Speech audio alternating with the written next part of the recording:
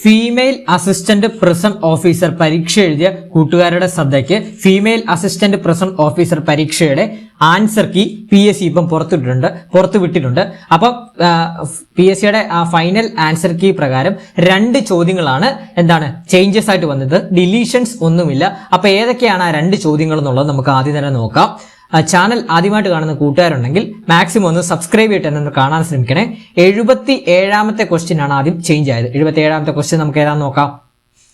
77ാമത്തെ മലയാളം പാർട്ടിൽ നിന്നുള്ള ക്വസ്റ്റ്യൻ ആണ് ചേഞ്ച് ആയത്.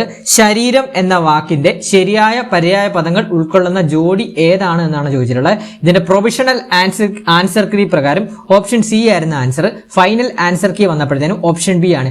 എല്ലാം ശരി എന്നുള്ളത് ആൻസർ ആയേ. അപ്പൊ ആൻസർ ഏതാണ്? 77ന്റെ ബി, എല്ലാം ശരി എന്നുള്ളത്. അതായത് ഗാത്രം, മേനി, കായം, വപുസ്, ആകൃതി, രൂപം ഇതെല്ലാം ശരീരം എന്ന വാക്കിന്റെ പര്യായ പദങ്ങളായിട്ട് വരുന്നതെന്നാണ് PSC പറയുന്നത്. അപ്പൊ 77ന്റെ ആൻസർ ഓപ്ഷൻ ബി, എല്ലാം ശരിയായിട്ട് മാറിയിട്ടുണ്ട്. അതുപോലെ തന്നെ ഒരു ക്വസ്റ്റ്യൻ ഇവിടെ ചേഞ്ച് ആയിട്ടുണ്ട്. അത് ഏത് ക്വസ്റ്റ്യൻ ആണെന്ന് നമുക്ക് നോക്കാം. ആ ക്വസ്റ്റ്യൻ ആണ് 94ാമത്തെ ക്വസ്റ്റ്യൻ. നമ്മുടെ സ്പെഷ്യൽ ടോപ്പിക്സിലെ വിവരാവകാശ നിയമം വകുപ്പ് 9 പ്രകാരം വിവരം നിരസിക്കൽ ഏതു തരത്തിലുള്ള പകർപ്പവകാശ ലംഘനത്തോടാണ് ബന്ധപ്പെട്ടിരിക്കുന്നതെന്നാണ് ചോദിക്കുന്നത്. ഫൈനൽ ആൻസർ കീ പ്രകാരം ഓപ്ഷൻ എ ആണ് ആൻസർ ആയിട്ട് വരുന്നത്. സ്വകാര്യ വ്യക്തിയുടെ പകർപ്പവകാശം എന്നുള്ളതാണ് ശരിയായിട്ട് വരുന്നത്. അപ്പോൾ 94ന്റെ ആൻസർ ഓപ്ഷൻ എ ആണ്.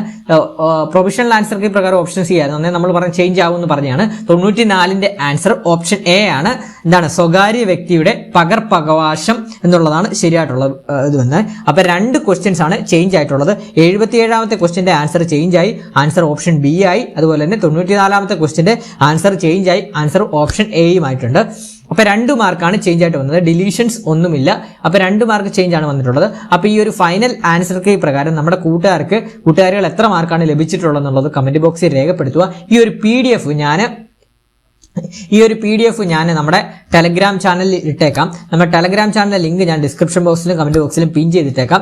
അപ്പോൾ ആ ടെലഗ്രാം ചാനലിൽ ലിങ്ക് ചെയ്തൊന്ന് നിങ്ങൾ മാർക്ക് ഒന്ന് കണക്ക് കൂട്ടി നോക്കിയിട്ട് ഈ ഒരു കമന്റ് ബോക്സിൽ ഒന്ന് അറിയിക്കുക.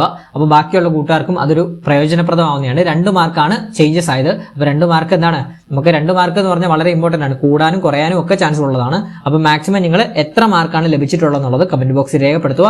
അതുപോലെ തന്നെ ചാനൽ ആദ്യമായിട്ട് കാണുന്ന കൂട്ടുകാരുണ്ടെങ്കിൽ സബ്സ്ക്രൈബ് ചെയ്യുക. വീഡിയോ ഇഷ്ടപ്പെട്ടാൽ ലൈക്ക് ചെയ്യുക.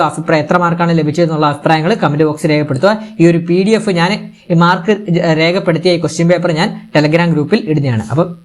അപ്പോൾ പുതിയൊരു ക്ലാസ്സും പുതിയൊരു അപ്ഡേറ്റുമായിട്ട് ഉടനെ തന്നെ വരുന്നതാണ്. Thank you all.